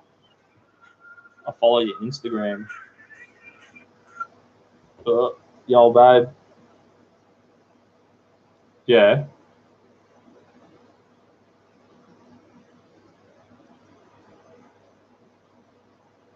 No worries. Yeah, I'll be ready. All right, love you, bye. All right, Dusty Sheila's knocked off work. I'm gonna have to fucking hit the road and go to the coast, sit on the beach and drink. I'm gonna take my fucking. No, I think I'll take gin and soda water with me. Just sit on the beach. Bang. Loving it. Zen Rhino, Bernie Sanders is a con artist. He's disgusting socialist scumbag and anti-American sack of crack. He will never be president. Hopefully God will give him another heart attack real soon. That's some savage shit, eh? Zen Rhino, the man. That's fuck. Maybe God will change his mind. Maybe God will help him fucking pull his head in. Yeah, some of these social, like we're talking about I know I've gone on a million tangents, and we were talking about this bitch in Switzerland who wants to bring in the smoke show, 34-year-old president of Finland who wants to bring in a 6-hour working day and a 4-day working week. And her party's the Social Democrats. Her party's been around for 120 years. Now, I find it hard to believe that her party has been named Social Democrats for 120 years. Maybe that same party's been around, but they've changed the fucking name of that party. You know, because the name Social Democrats now, it's just like there's too much connection to socialism and communism. It's not fucking right. And it's not to say that some of the ideas are not all right. You know what I mean? In 2000, what the fuck are they doing talking about Australia in this article? All right, let's have a crack at reading this. Sweden's been trialling a 6-hour day since 2015, with results already showing that employees are happier, healthier, and more productive. It's not just Nordic countries that have taken notice of the benefits of the shorter work week. In 2015, an Australian study found that 26% of all employed people would prefer to work for fewer hours, and one company decided to take the next step and implement it. Australian digital marketing company Vesta is trialling on a no Wednesday policy.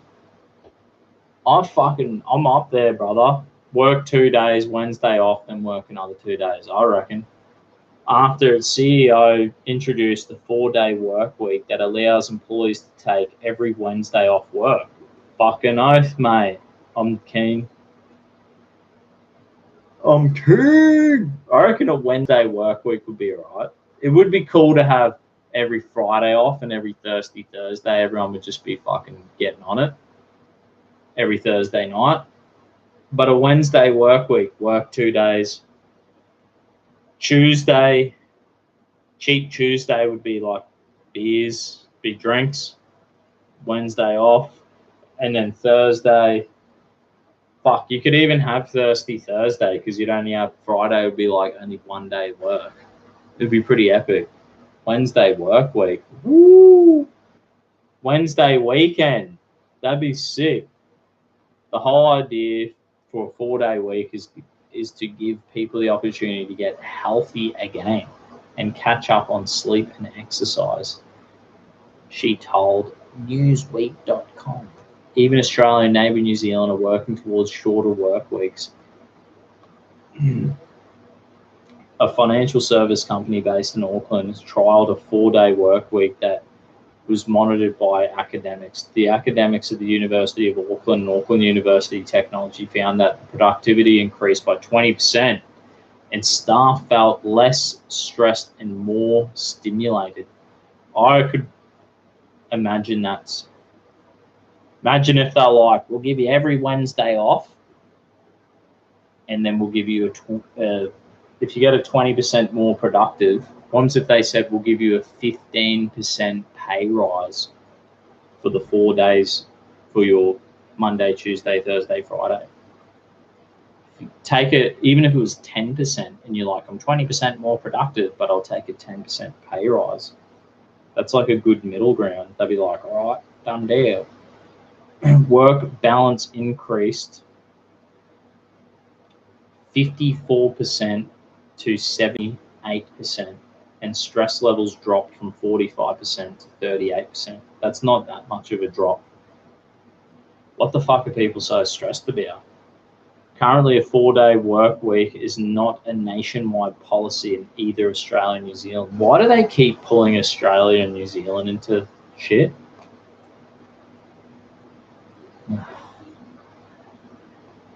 This Swedish politician, Miss Maren, she could put a bit of makeup on. She's a good-looking bird, but she could slap a bit of makeup on. Come on. Do us all a favour. You know what I mean? She doesn't really have any eyelashes. Oh yeah, top eyelashes maybe. She could do a bit more. This is a terrible photo I'm looking at her. She's like she's definitely not smiling. Fucking hell. Newsweek.com. Have the bitch smiling. She's telling me about a fucking 4-day work week. Come on.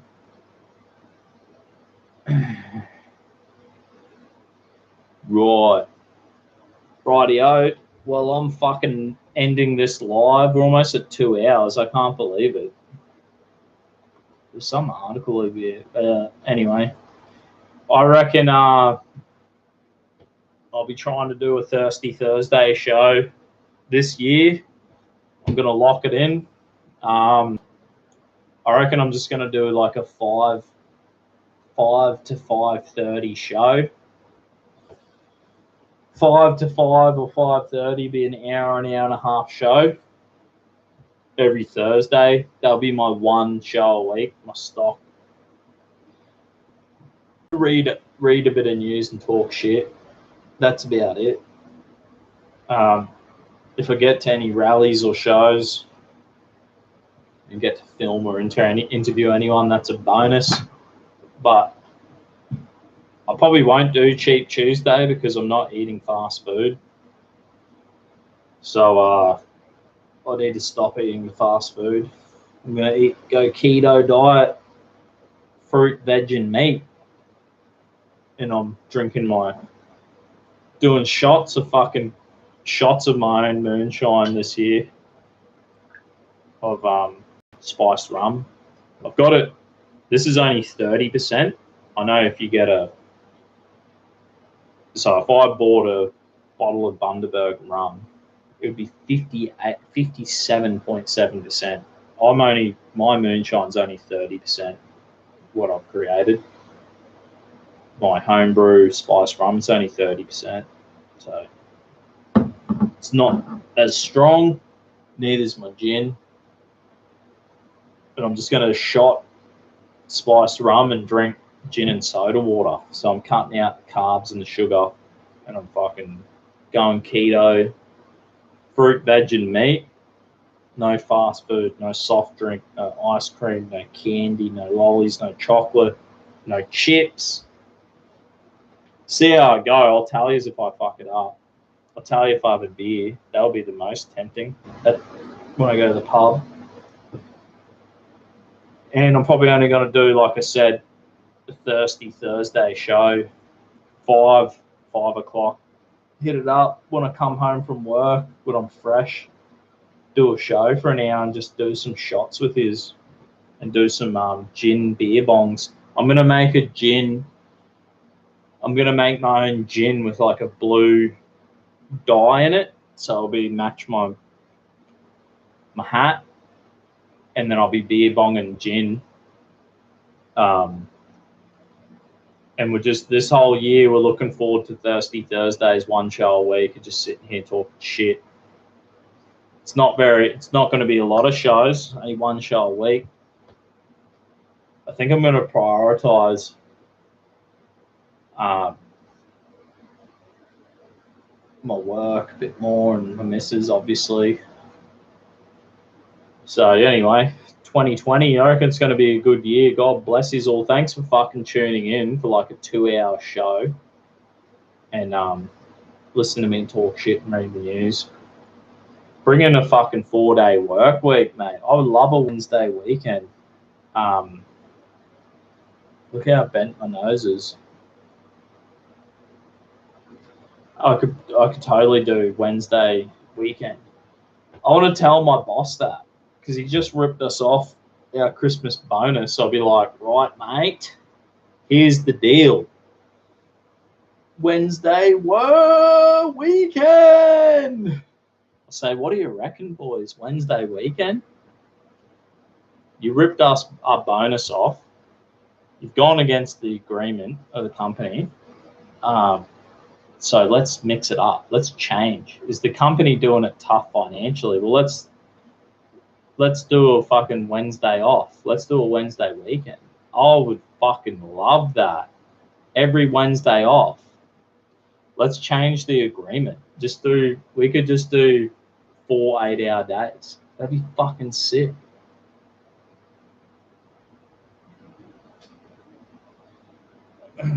Anyway, God bless you all, and I'll see you fucking next Wednesday. Or, yeah, like I said, I might do some little stupid videos if I catch a possum, or if I am out doing something funny or cool. Little short videos, eating a fucking burger or something. Well, I won't be doing that. Eating something that's delicious. Going to a rally or a show. I'll do them little shows, but my main show is going to be Thirsty Thursday this year. Brisbane time, 5 o'clock in the afternoon, knock off work, come home, have some drinks and talk shit and read the news. That's about it. And if anyone wants to donate to my super chat or my PayPal, that'd be fucking sweet. But anyway, all good. God bless you. Thanks for tuning in. Have a good bloody Thirsty Thursday.